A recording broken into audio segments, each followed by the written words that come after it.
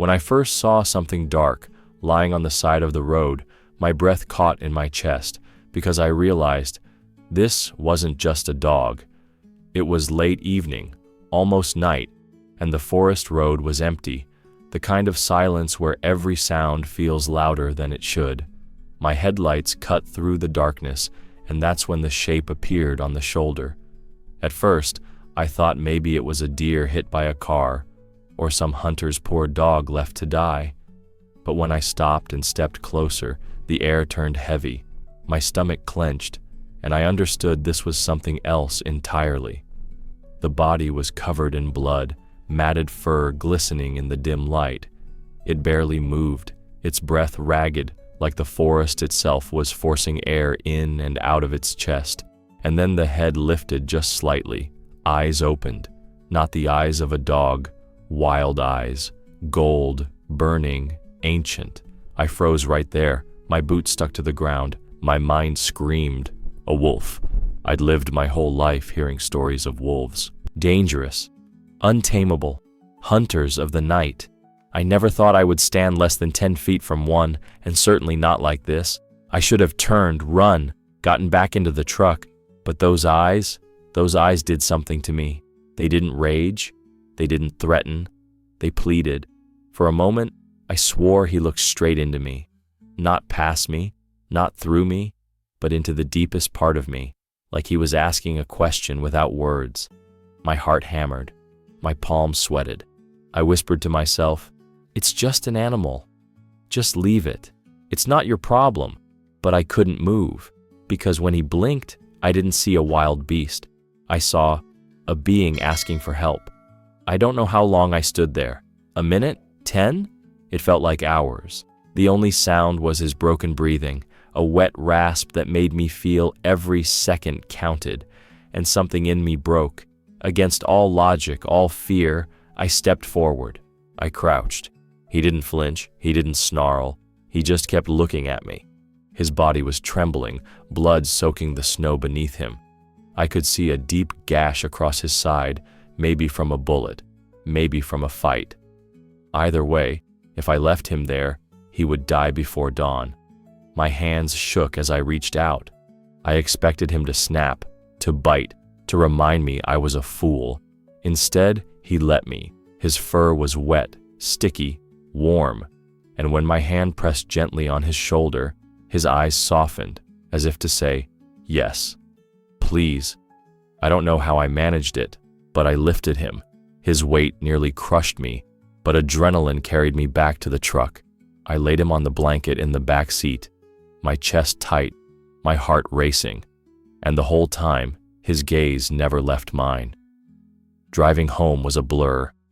Every bump in the road made him groan, a low sound that cut through me like a knife. I kept glancing in the mirror, afraid he would suddenly spring up, attack. But he didn't. He just watched, watching me the way no human ever had. When I pulled into the yard, my wife came running out, worried by the headlights so late. The moment she saw what I was carrying, she gasped. "Are you insane?" she whispered, backing away. I didn't have an answer. I only said, "If I leave him, he dies." Inside, the air was tense. My wife fetched towels, bandages, anything we had. I cleaned the wound as best as I could. He didn't fight. He didn't even growl. He just lay there, eyes half open, fixed on me. I'll never forget that look. When he finally closed his eyes, I thought that was it.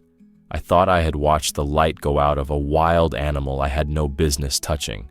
My throat tightened, my eyes stung, but then his chest rose again, slow, shallow, but steady.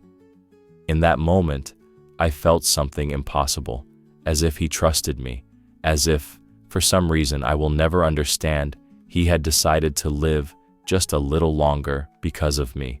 And when he opened his eyes again, the world stopped.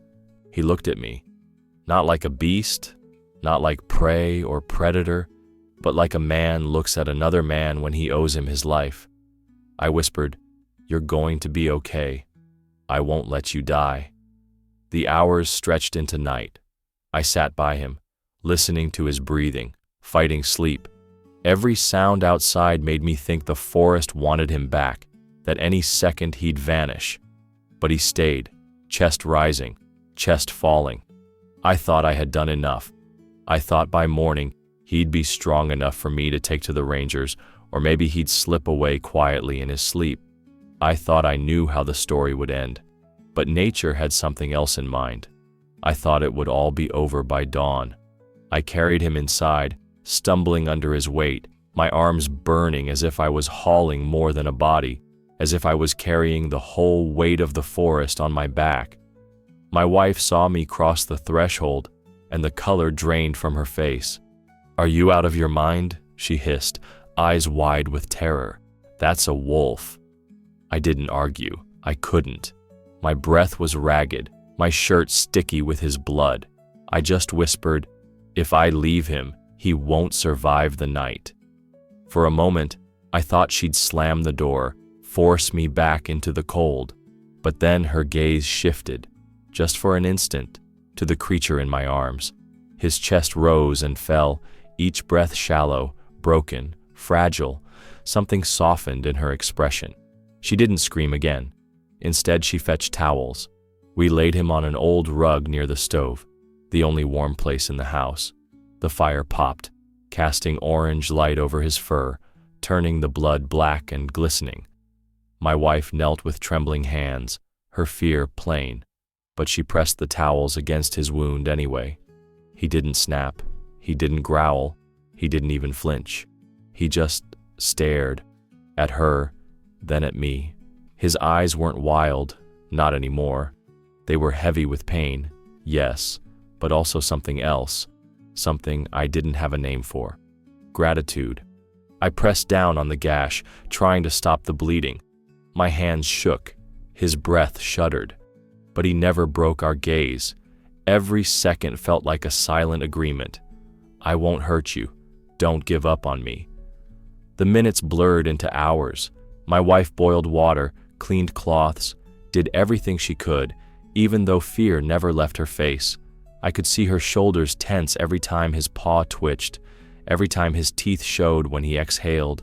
But she stayed, she helped, and the wolf endured. The more I worked, the more impossible it seemed.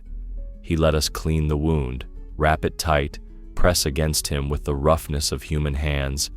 Any other wild animal would have fought, lashed out, made us pay for getting too close. But not him.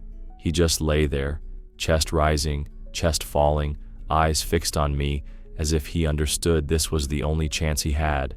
At one point, when the bleeding slowed, I leaned close, my face inches from his. His eyes were cloudy with pain, yet there was a strange clarity there. And in that clarity, I thought I saw a question. Why are you helping me? I didn't have an answer.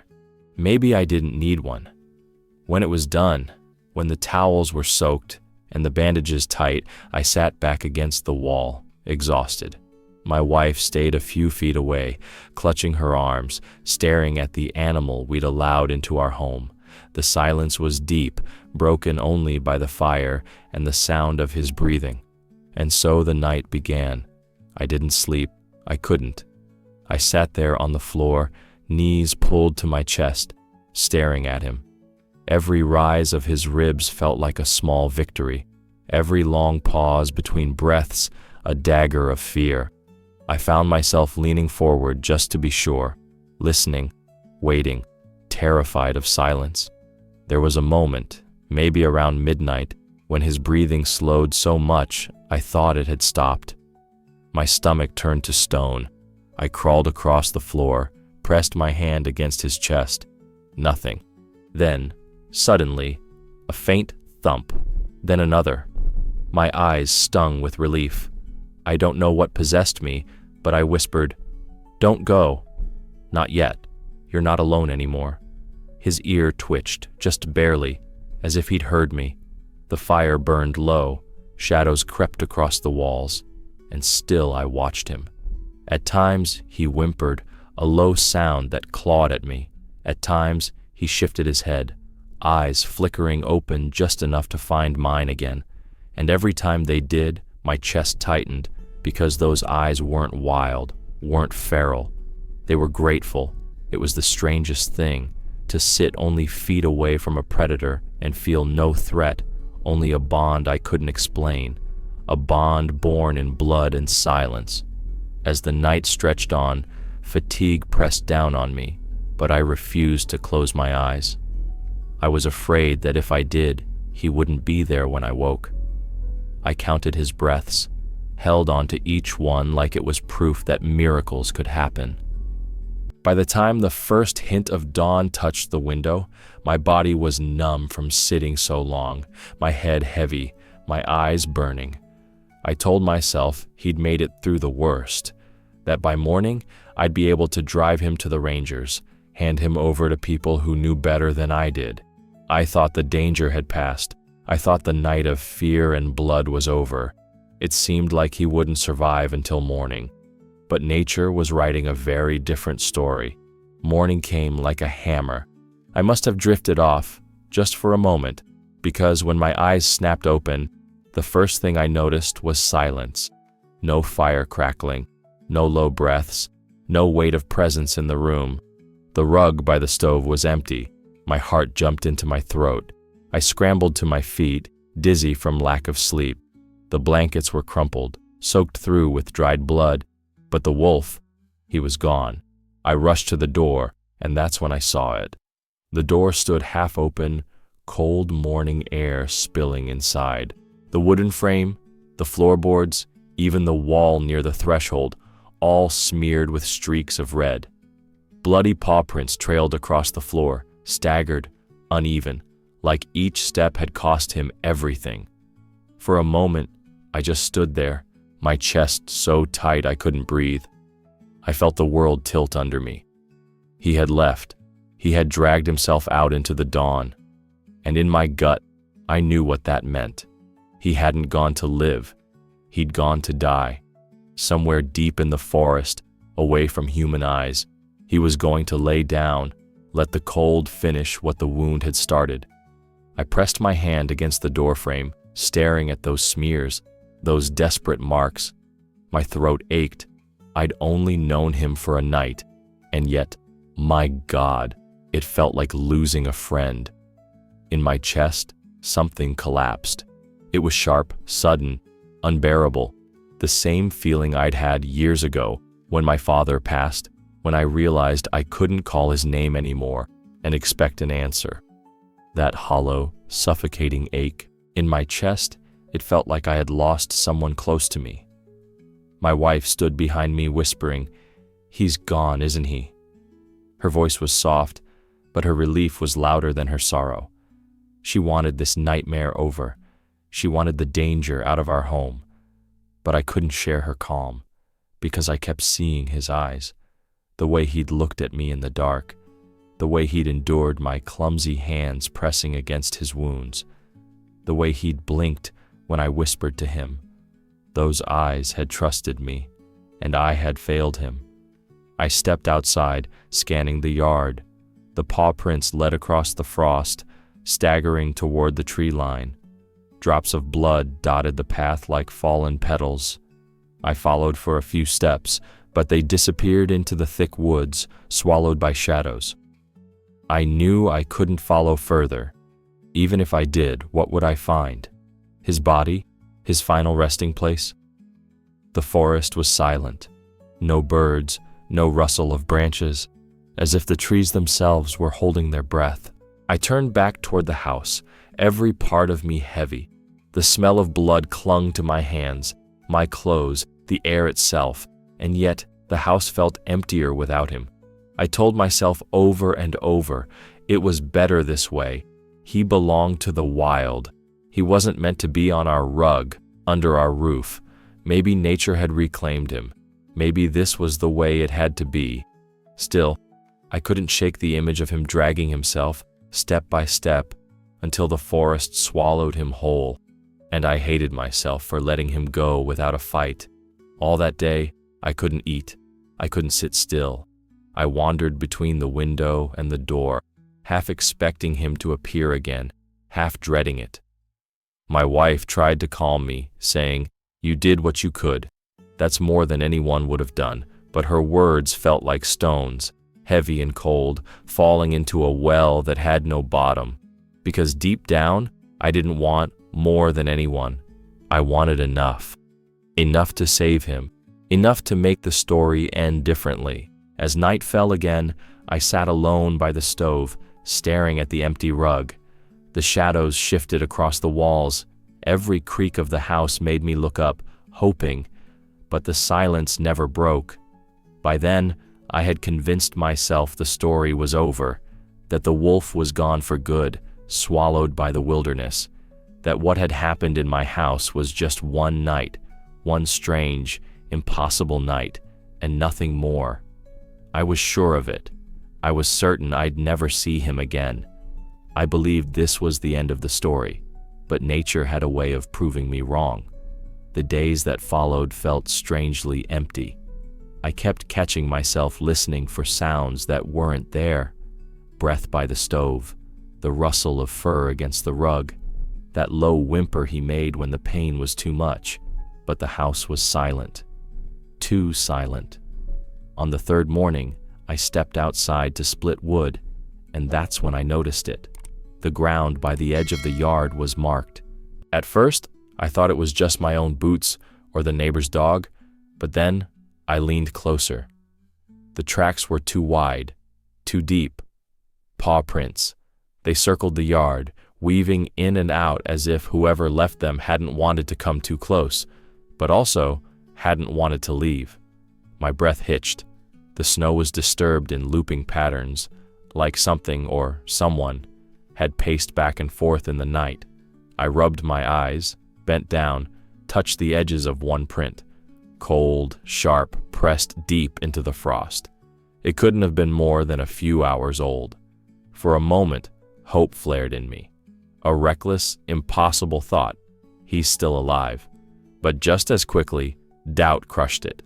Wolves weren't ghosts. They weren't loyal dogs. He was wild, untamable.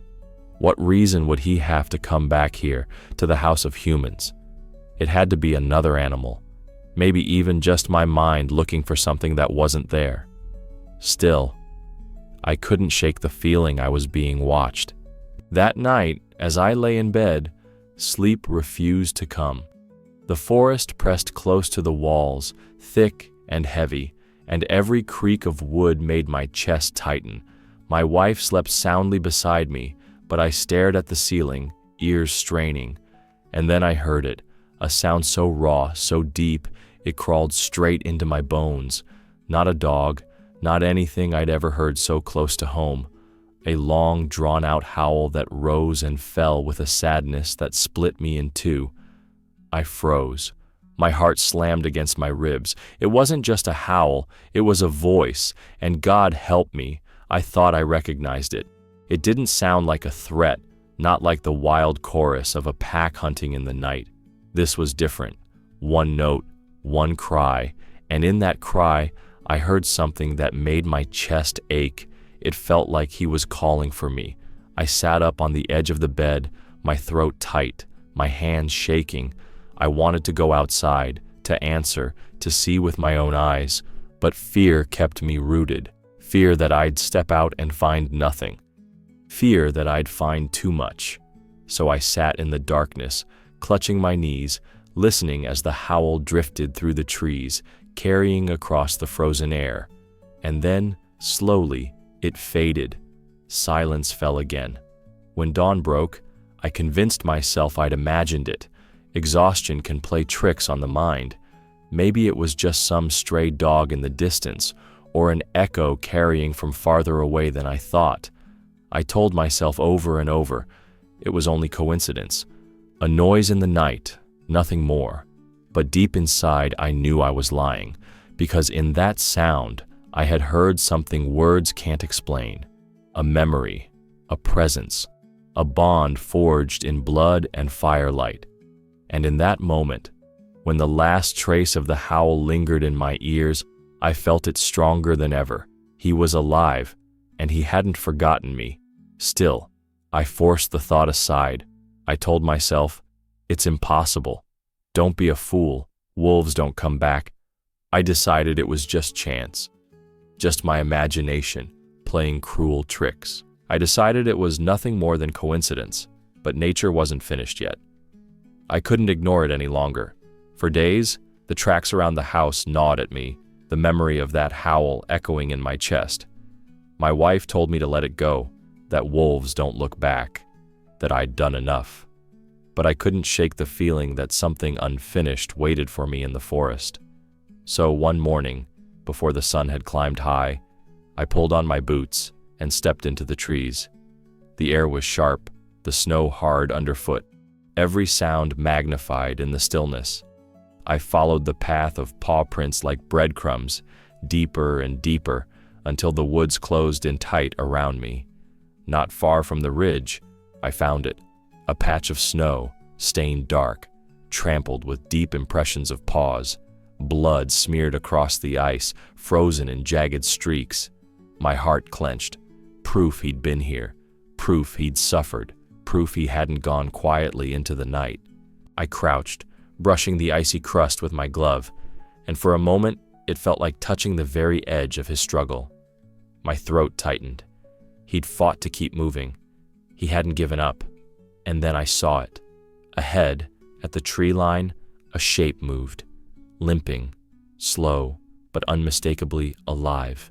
A wolf. My breath caught. My knees weakened. It was him. I knew it before my mind caught up. His gait, his size, the faint lift of his head. He was alive, barely, but alive. I should have felt fear. Every story I'd ever heard about wolves screamed at me to back away, to hide, to run. But I didn't move. I couldn't, because he wasn't running either. He stopped, lifted his head. His golden eyes found me through the tangle of branches. And for the second time in my life, time itself seemed to stop. He didn't snarl. He didn't bare his teeth. He simply stood, blood still dark against his side, and looked at me like a man recognizing another across a battlefield. And in that gaze, I felt it again, that impossible connection. He was looking at me as if I were his own. I don't know how long we held each other's eyes. Seconds, minutes, it felt eternal. My breath fogged in the cold, my heart thundering, and still neither of us moved. Then, from the shadows behind him, the forest shifted, branches snapped, snow crunched, and out of the darkness stepped not one, but two more wolves. My heart stopped. My hands went numb. 3 of them. A pack. Every instinct screamed that I was finished. My legs twitched, ready to run, though I knew running would mean death. My mind raced with visions of teeth, of claws, of the cold silence that would follow. But the attack never came. The 2 wolves walked forward, slow and steady, until they reached his side, and then they stopped, not charging, not circling, just standing there, tall and proud, their eyes fixed on me. The injured wolf shifted his weight, leaning slightly against one of them, and together, as if by some silent command, the 3 of them turned, not to surround me, not to drive me off, but to stand side by side, as if they were presenting themselves, as if they were letting me see. I felt my knees buckle. A chill raced up my spine, not from fear, but from something greater, something I didn't understand. It was as if they'd chosen to show me who they were, as if I'd been allowed into a circle no human was meant to step inside. And in that moment, I knew they weren't treating me like prey. They weren't treating me like an enemy. They were acknowledging me.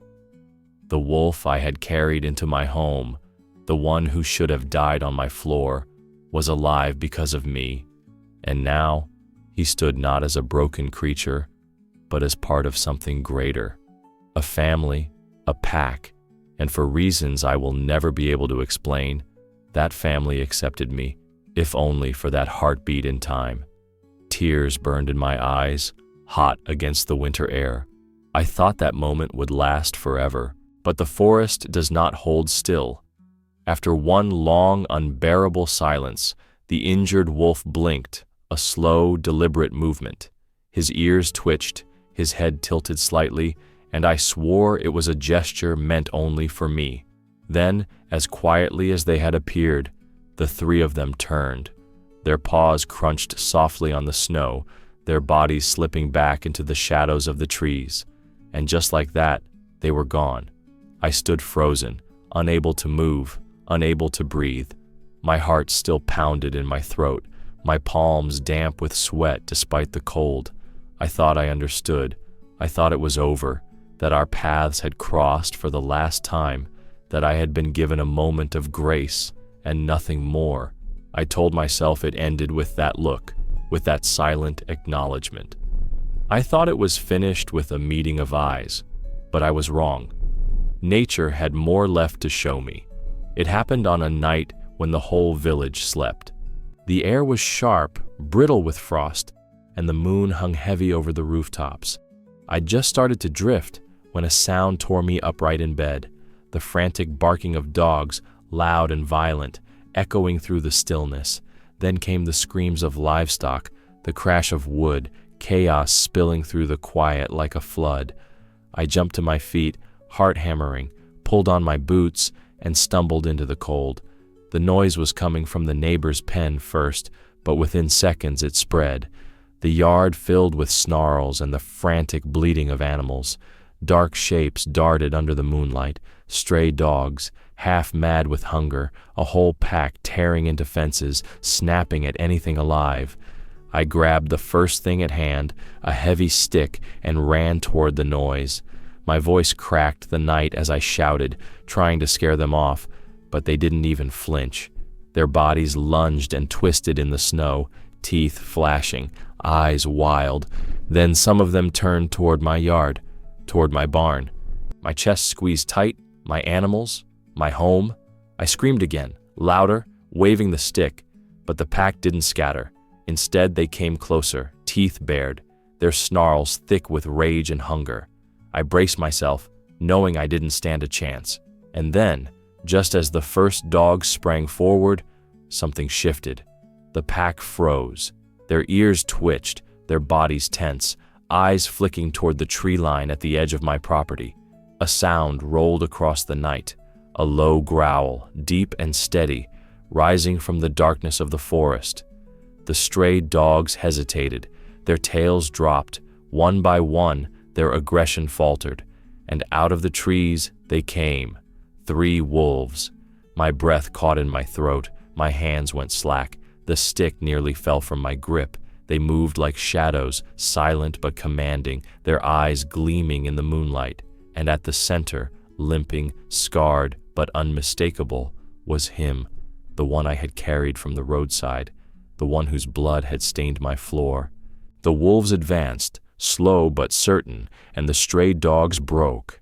The pack that had terrorized our pens moments before whimpered, tails between their legs, scattering into the night as if some greater law had just been enforced.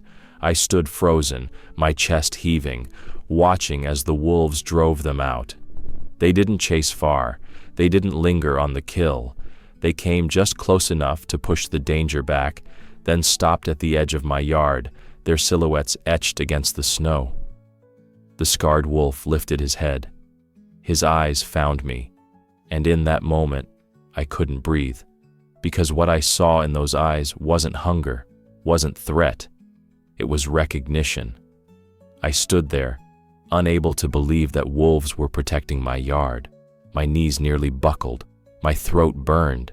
It felt impossible, insane, against every story I'd ever been told about wolves. But it was real. They had chosen to step in, to shield, to defend. The night held still around us, the world suspended in silence. For a heartbeat, it felt like I wasn't standing in a village at all. I was standing on the edge of some secret law of nature, one humans weren't supposed to see. Then, as quickly as they'd appeared, the wolves turned. The scarred one gave me a final glance, just one. And then they melted back into the forest, their bodies vanishing into shadow, leaving nothing behind but paw prints in the snow. I stayed there long after they were gone, the cold biting into me, my breath clouding the air. My neighbors' shouts carried from down the road, the chaos still rippling through the village, but my world had shrunk to that one impossible moment. When I finally walked back inside, my wife stared at me, eyes wide. "What happened?" she whispered. I didn't know how to answer. How could I explain that the very creatures we fear, the very ones we tell stories about to frighten children, had stood guard over us when we needed it most? I barely slept that night, replaying it over and over in my head, searching for logic, for reason. None came, only the memory of those eyes under the moonlight, steady and familiar, like a promise kept. By morning, I had convinced myself it couldn't mean what I thought it did. Maybe it was chance. Maybe the wolves had just been there, defending their own territory, and I had happened to be in the path of their fight. Yes, that had to be it. A coincidence, nothing more. I told myself over and over, it was just luck. I thought it was only an accident, a moment I'd misread. I thought it was nothing but chance. But nature doesn't deal in coincidences, and I would soon learn that what happened that night was only the beginning. It didn't take long before the whispers started. A week after that night with the stray dogs, people in the village began talking. Someone claimed they'd heard wolves howling close to my land, closer than wolves were ever supposed to come. Another swore they saw shapes moving under the tree line, shadows too big to be dogs. And before long, the story spread. The wolves were coming to my house. At the well, at the store, at the post office, I heard them murmur, "He's tamed them. He brought a wild beast into his home. He's got wolves guarding his yard." Some said it with awe, some with fear, but all eyes turned toward me when the word wolves was spoken. I didn't know how to answer them. How could I explain the truth? That I hadn't tamed anything, that I hadn't asked for this, that all I'd done was refuse to let a wounded creature die on the roadside, and yet, in the quiet of my own heart, I felt something I couldn't admit out loud, a strange bond, a thread pulling between me and them, something that grew tighter with every night the forest seemed to breathe closer to my door. I wanted to believe it was finished, that what happened with the stray dogs was a one-time miracle, a moment that would never repeat. But then it happened again. It was past midnight when I woke, restless. The house was quiet, but some instinct drew me to the window. I pulled back the curtain and froze. The yard was silver in the moonlight, and right there, plain as day, the snow was marked, paw prints, fresh, leading straight to the steps of my porch. I opened the door, heart pounding. The cold hit me like a wall, but I barely felt it. I stepped out, staring down at the prints pressed deep into the frost. They stopped just at the bottom step, not claw marks of an attack, not pacing of an animal searching for food, just a trail, a sign.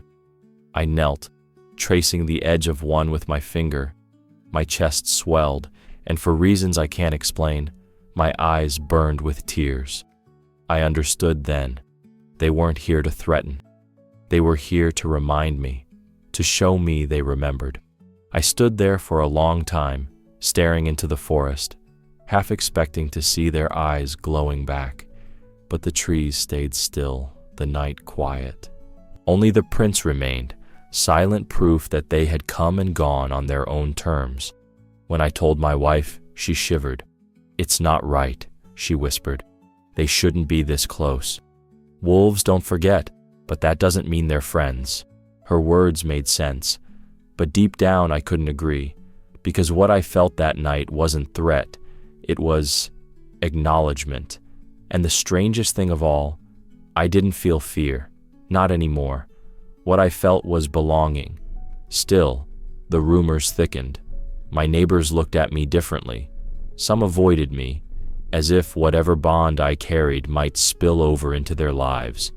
Others asked questions I couldn't answer. How did you do it? What do they want from you? I had no answers, only that impossible certainty that somehow, for reasons beyond my understanding, I mattered to them. The nights passed, and each time the moon grew full, I listened harder, waiting. Sometimes I thought I heard a howl drift across the valley, soft, low, like a call meant for no one but me. I told myself that must be the end of it, that they had left their sign and now they would vanish into the deep woods forever. Yes, that had to be it. A final visit, a quiet goodbye. I thought I had seen them for the last time, but I was wrong. Nature wasn't finished. It was weeks later when I saw him again.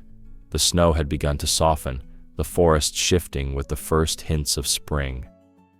I had gone into the woods for firewood, the axe heavy on my shoulder, when a hush fell over the trees. The kind of hush that makes your skin prickle, that makes you know you are not alone. I looked up, and there he was. At first, I thought it was a trick of the light, a shape between the trees, tall, broad, unmistakable. My chest clenched, my throat tightened.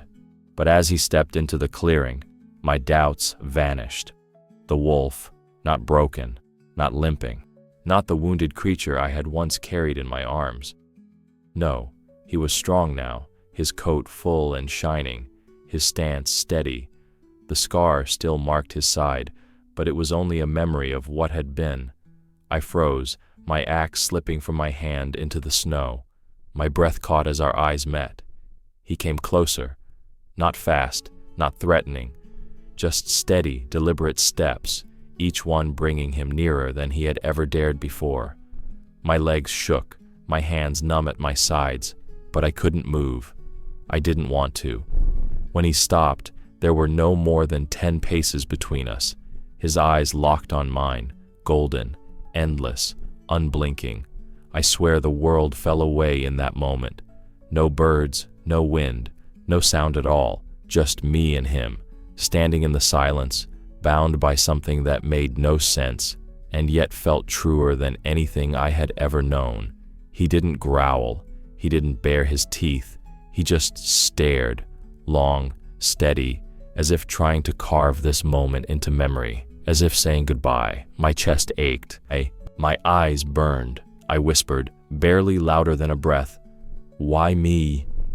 And then it happened.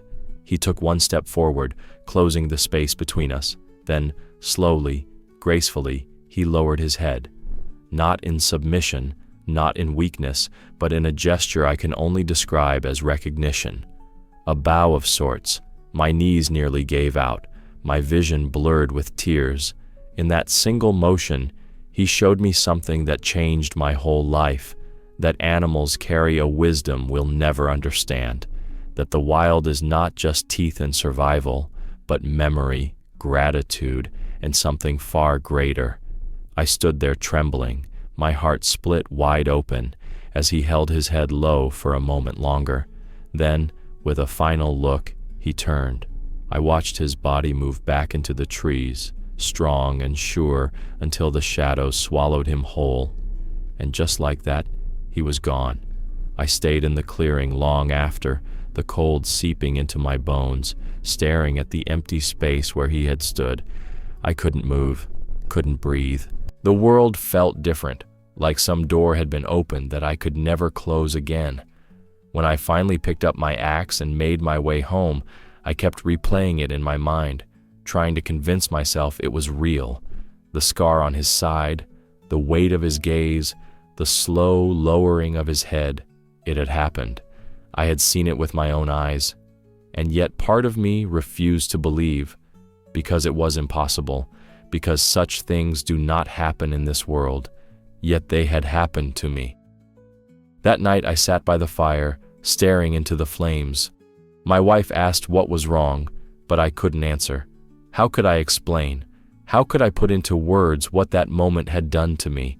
I thought, as I sat there, that it was over, that the wolf had given me his farewell, and that was the end of the story. I told myself I would never see him again, that what we had shared was finished. I believed it was all behind me. I thought it ended there, in that clearing, with his head lowered in silent recognition. But I was wrong. Nature still had one final truth to show me. It was deep into the night when I heard it again. At first, it was only one voice, low and steady, carrying through the stillness like smoke. I sat up in bed, my chest tightening, every nerve in my body awake. Then, before I could draw breath, another joined it, and another, until the air itself trembled under the weight of a chorus so powerful it made the walls of my house seem too small to contain it. This wasn't the lone cry I had heard before. This was different, layered, strong, triumphant. It was a song. I stumbled to my feet, barely aware of what I was doing, and stepped outside into the cold. The moon hung high, full and bright, washing the world in silver. My breath fogged in the air, my heartbeat hammering in my ears. And then I saw them. At the edge of the field, where the trees pressed against the open land, a line of shadows stood. My eyes adjusted slowly, but when they did, my knees nearly buckled. Wolves. Not three this time. Not a glimpse, not a fleeting shadow. An entire pack. Tall, silent, their shapes outlined in moonlight.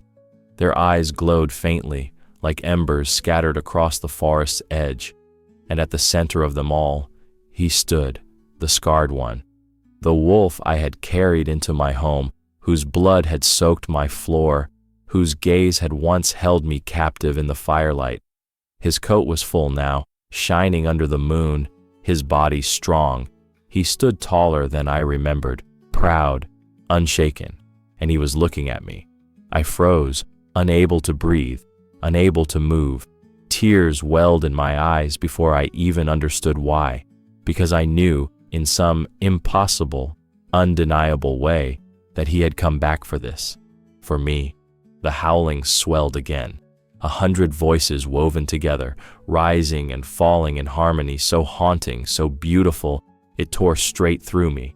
My chest ached, my throat burned, and before I realized it, tears were running hot down my face. I gripped the railing of my porch, trembling, unable to look away. It wasn't a warning. It wasn't a threat. It was something else entirely. It was a declaration. And in that chorus, I heard something words cannot hold: gratitude, recognition, a bond that stretched beyond reason, beyond logic, beyond the fragile wall we humans pretend exists between us and the wild. I whispered into the night, my voice shaking, "You came back." The scarred wolf raised his head, and for a heartbeat, his golden eyes locked with mine. The sound of the pack roared around us, echoing through the valley, filling the sky. And in that impossible moment, I understood. They weren't just singing to the forest. They were singing to me. I don't believe my own eyes. The wolves came to say thank you.